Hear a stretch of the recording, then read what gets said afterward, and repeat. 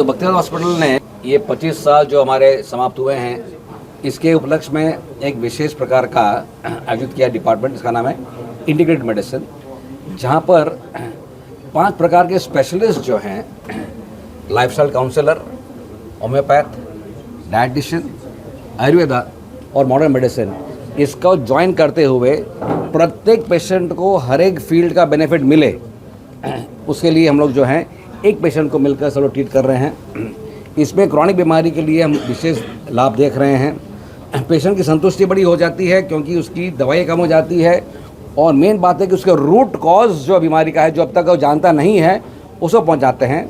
Root cause को treat करने से एक नहीं अनेक बीमारी के साथ मानसिक और शारीरिक संतुलन ऑटोमेटिकली आ जाता है। साथ साथ में उसका आध्यात्मिक उसका विकास भी हो जाता है क्योंकि वो पीसफुल बन जाता है, खर्चा कम हो जाता है, राइट।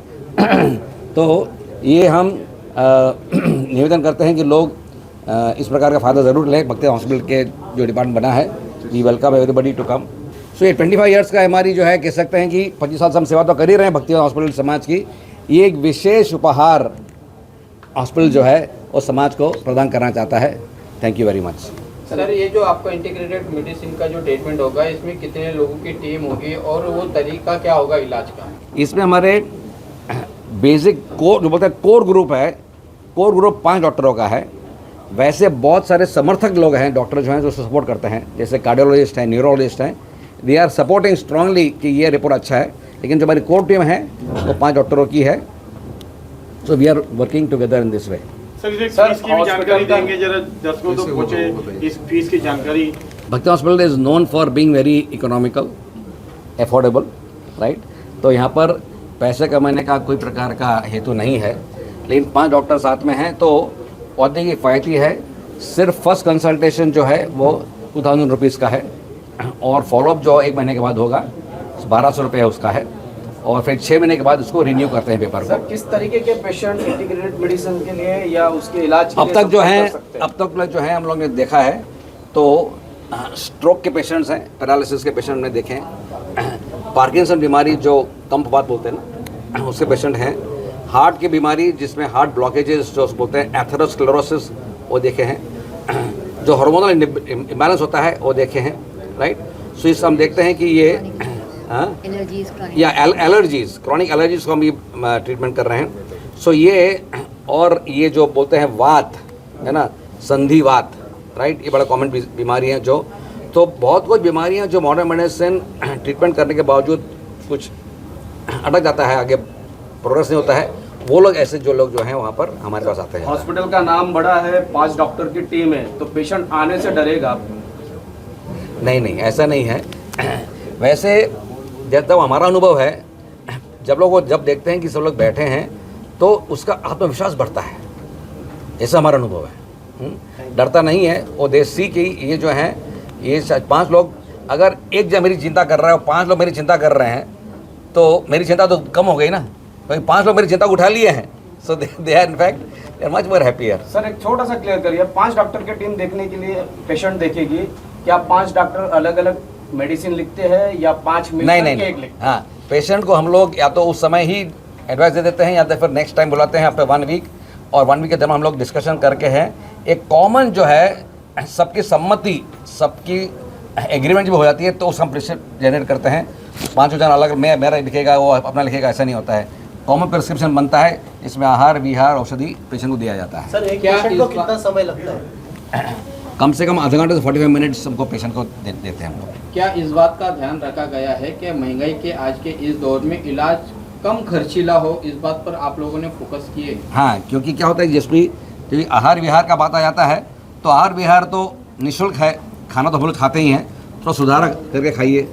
विहार मतलब क्या है, लाइफस्टाइल सुधारने के लिए पैसे लगते हैं, नहीं लगते हैं, तो ऑटोमेटिकली वो 60% तक 1/3 करेंगे तो 1/3 आहार ले लिया, 1/3 विहार ले लिया, बचा कितना खाली, तो 1/3 के लिए औषध दी जाती है, तो सस्ता ही पड़ेगा। तो एक मुंबई का एक बहुत बड़ा अस्पताल है जहां पेशेंट, एक हार्ट अटैक आया था पेशेंट को, और आधा घंटा पेशेंट को पहुंचने में लगा, इसलिए उसका ब्रेन को 30 मिनट्स ब्लड सप्लाई नहीं मिला था।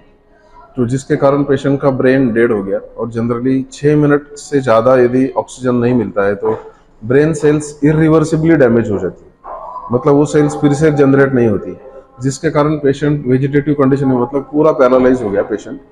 तो 1 महीने तक पेशेंट का इम्प्रूवमेंट कुछ नहीं है। तो वो डॉक्टर ने बोला कि इस पेशेंट को आप अभी लेके जाइए, इसका कुछ नहीं होगा, रिलेटिव्स को बुलाओ। हालांकि 42 साल का पेशेंट था, तो उसकी बीवी को ये एक्सेप्ट करना बहुत मुश्किल हुआ कि मेरे पति को ऐसा कैसे हो गया। तो इसलिए उन्होंने कुछ आयुर्वेद का ट्रीटमेंट बाहर हो सकता है क्या, ऐसा उन्होंने साउथ इंडिया में फ़ोन करके पूछा। तो वहाँ से उनको उत्तर आया कि जब तक पेशेंट आईसीयू में है तब तक हम पेशेंट को ट्रीट नहीं कर सकते हैं। तो फिर उनको जब नहीं बोला तो उन्होंने फिर बाद में भक्तिवेदांत अस्पताल में जांच किया। तो वो हमारे यहाँ आए तो हमने बोला कि हमारे यहाँ इंटीग्रेटेड डिपार्टमेंट शुरू हुआ है। एक्चुअली ये केस हमारी पहली केस है इंटीग्रेटेड डिपार्टमेंट की। तो हमने सर के साथ बात किया। सर फिजिशियन है, अपने का जनरल फिजिशियन है, हेड ऑफ द डिपार्टमेंट। तो उनके अंडर हमने पेशेंट को आईसीयू में एडमिट किया। वहाँ पेशेंट को उसके पंचकर्म जिसकी आवश्यकता है वो पंचकर्म हमने आईसीयू में उसको पंचकर्म किए। पेशेंट को ये ट्यूब डाली है श्वास लेने के लिए। पेशेंट एकदम पैरालाइज्ड है, पेशेंट की आंखें खुलती नहीं है, हाथ पैर हिलते नहीं है। लेकिन जैसे आयुर्वेद का ट्रीटमेंट हमने चालू किया अलॉन्ग विद एलोपैथी, जो भी उनका पहले से चालू था, तो तीसरे दिन में पेशेंट ने आंखें खोल के पैर हिलाना शुरू किया।